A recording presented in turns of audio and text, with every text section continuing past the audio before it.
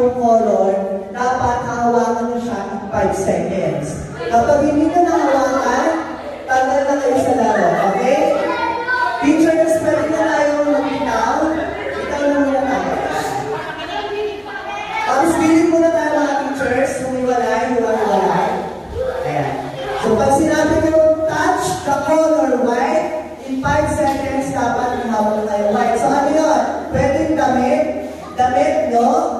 Damit ni teacher, o yung mga bagay na nakikita natin dito sa church, okay? Pwede gamitin nyo, hawakan nyo lang ano, okay?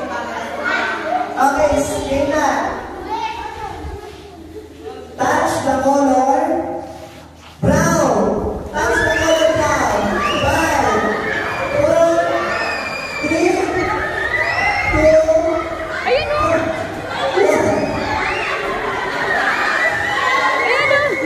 alright, okay na. Maraming color brown. Okay na. Wag pala. Balik na sa bilog. Black. Color black.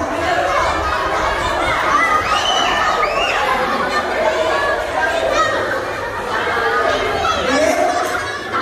Color black. Ayun. Si Sister Linda. Si Adam, Sister Linda. Ayun, si Arjun. Color black. Meron pa. Wait lang pa. Baka hindi ko nakakawa. Ayan, very good. Okay, meron na tayo sa pwesto. Pwede na tayo mumulo.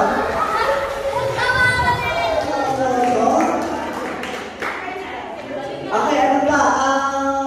Okay, ano ang pangalawang pinuntahan ni Jesus? Ay, hindi ka. Sino? Sino sa'yo? Okay, ikaw eh. Saan? Jerusalem. Okay, palakpakan natin sa tama. Armalas na. Nagbayad ba si Jesus ng buwis? Hindi, tama. Okay, ay, hindi. Hindi, bakit? Okay. Siya, yun ang pula. Nagbayad. Di ba nga, saan daw nanggaling yung pinayad niya? Sa isda. Okay. Okay, tapos na tayo. Let us give thanks to the Lord. 1, 2, 3. Our Father. Repeat after me. Our Father. Hallowed be thy name, thy kingdom come, thy will be done on earth as it is in heaven. Give us this day our daily bread. Forgive us our sins, as we forgive those who sin against us. And lead us not into temptation, but deliver us from evil. For thine is the kingdom, and the power, and the glory, forever and ever. Amen. Lahat. Okay, ngayon gagayahan natin si Pedro. Bubuhay tayo ng isang pamilwin na may kasama na isda. So, paano ba yun? Kailangan natin ng mga gamit tulad ng isda. Ito. Kukulayin natin ito. Ayan. Kulay. Patikit. Pero, such thing ang gagamitin natin. At straw. Alright, paano ba yan? Pag nabuo nakulayan na natin, gugupitin. Tapos, magpagtulong tayo kay teacher kung paano mo gawin.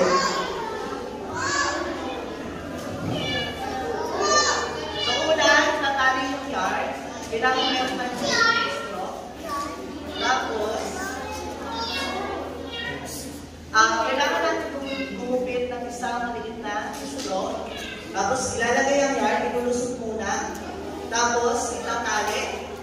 Pagkatapos, ang napitirang mahabang tali ay inulusot. At saka natin lalagyan ng tape ang isda. Okay? Gagawin na natin siya ng piso para ipakita na mayroon kong namang piso ang isda. Okay, so paano magpagtapos na? Para naging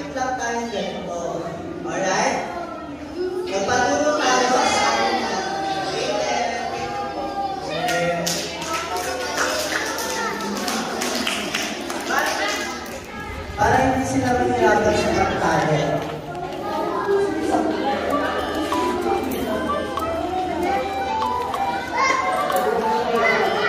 Buwan sa pula, tinali ko muna siya sa maliit, may ginupit, at inusunod ko sa kamunin ang isda. O yung iba mag-cup.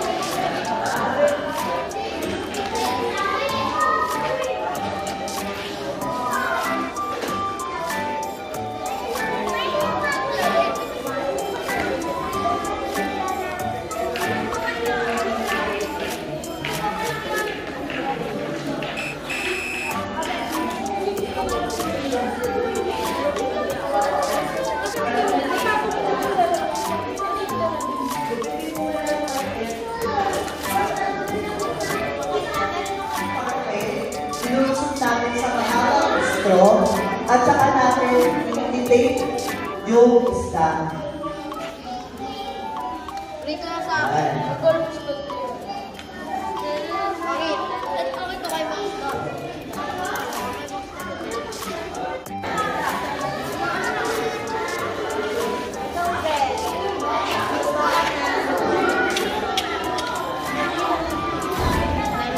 Asan na yung isda nyo?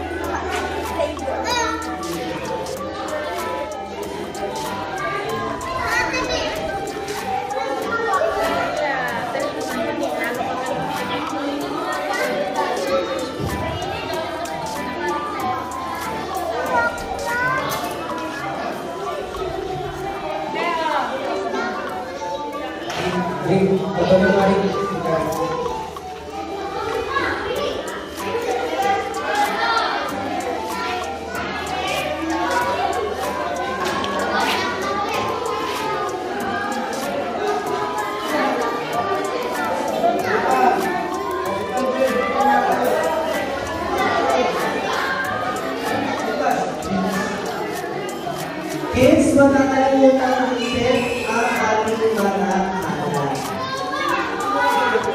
Ilapot na sa basurahan sa microwave green na drum.